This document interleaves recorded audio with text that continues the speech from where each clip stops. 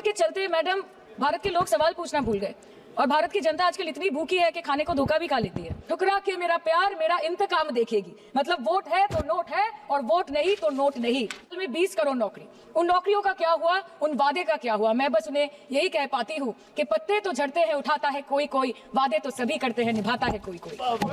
मोदी जी कहते हैं कि वो सबके साथ है, मगर ये आंकड़े बोलते हैं जो सबका होता है वो किसी का नहीं होता। माननीय वित्त मंत्री ने पहले कहा था कि बहुत हो गई महंगाई की मार, अब की बार मोदी सरकार। और आज उनके विचार में inflation is an international problem, महंगाई एक अंतरराष्ट्रीय समस्या है। तो विश्व गुरु विश्व बंधु इस अंतरराष्ट्रीय समस्या का समाधान क्यों नहीं कर पा रहे हैं? पसंद नहीं तो आप बंगाल के लोगों को पैसा नहीं दोगे और फिर आप आके बोलते हो कि हम बंगाल में जीत क्यों नहीं पाते। Ma'am, this is the reason, this step motherly attitude, जिसके लिए बंगाल के लोग हर बार इनको बड़े बड़े रसगुल्ला खिलाकर वापस दिल्ली भेज देते हैं। आम आदमी आज हवाई चप्पल पहन के हवाई जहाज नहीं चल रहा, आम आदमी हवाई चप्पल बेच के हवाई जहाज चल रहा है। सभा पे खर्च करके क्या फायदा मैडम, जब यहाँ पे विपक्ष को बोलने का अधिकार ही ना हो। लोकसभा के लिए भी तो ग्रांट मांगा है ना मैम। और अभी सर बोल रहे थे कि बेटी बचाओ बेटी पढ़ाओ, तो 10 साल पहले मोदी जी ने लॉन्च किया था, लेकिन उसके 80% पैसे सिर्फ पब्लिसिटी और मार्केटिंग और एडवर्टाइजमेंट में खर्च कर दिए। आप बुलडोजर के चलते मैडम भारत के लोग सवाल पूछना भूल गए और भारत की जनता आजकल इतनी भूखी है कि खाने को धोखा भी खा लेती है। मैडम, भारत में एक मिडिल क्लास जो 1 साल पहले एक वेजिटेरियन थाली 100 रुपए में खाता था, आज वही वेजिटेरियन थाली 152 रुपए की हो गई। टमाटर की कीमत 247% बढ़ गई, आलू की कीमत 180%, लहसुन 128% और तेल नमक आटा मैदा 18%। पहले आम आदमी पॉकेट में पैसा लेके बाजार जाता था और थैली भरकर सामान लाता था, लेकिन अमृत काल में आदमी थैली भरकर पैसा लेके जाता है और पॉकेट में आलू टमाटर प्याज लेके घर वापस आता है। सर, माननीय वित्त मंत्री ने पहले कहा था कि बहुत हो गई महंगाई की मार, अब की बार मोदी सरकार। और आज उनके विचार में inflation is an international problem, महंगाई एक अंतरराष्ट्रीय समस्या है। तो विश्व गुरु विश्व बंधु इस अंतरराष्ट्रीय समस्या का समाधान क्यों नहीं कर पा रहे हैं? आपके उधार की वजह से हर हिंदुस्तानी पर 1.25 लाख का बोझ चढ़ गया और आप उनकी मजबूरी को अपनी ताकत समझते हैं। बंगाल में ऑल इंडिया तृणमूल कांग्रेस की प्रदेश युवा अध्यक्ष होने के नाते मुझे हर दिन कई नौजवानों से बात करनी पड़ती है। वो मुझे ये पूछते हैं कि मोदी जी ने हर साल 2 करोड़ नौकरी का वादा किया था, अर्थात 10 साल में 20 करोड़ नौकरी, उन नौकरियों का क्या हुआ, उन वादे का क्या हुआ? मैं बस उन्हें यही कह पाती हूँ कि पत्ते तो झड़ते हैं उठाता है कोई कोई, वादे तो सभी करते हैं निभाता है कोई कोई। प्रधानमंत्री जी बोलते हैं सबका साथ सबका विकास सबका विश्वास। अगर ऐसा ही है तो भारत के लोग आज देश छोड़ के क्यों जा रहे हैं? 2018 से लेके 2023 के बीच 6,70,000 भारतीय ने अपनी नागरिकता त्याग दी। सिर्फ 2022 में ये संख्या करीबन 2,25,000 की थी। इन 2022 alone 7,500 high net worth individuals with a net worth of more than 8.3 crore or more left India. नवंबर 2022 से सितंबर 2023 सिर्फ 10 महीने में 96,917 Indians were arrested attempting to cross the United States illegally.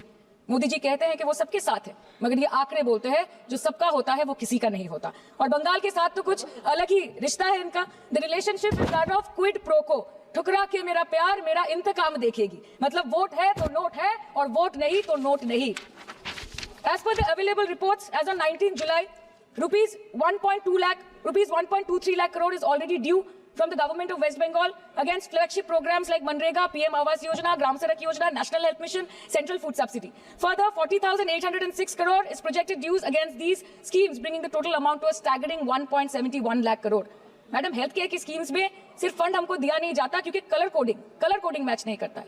सो आप सबका साथ सबका विकास जो बोलते हैं, is it hinging on colour coding?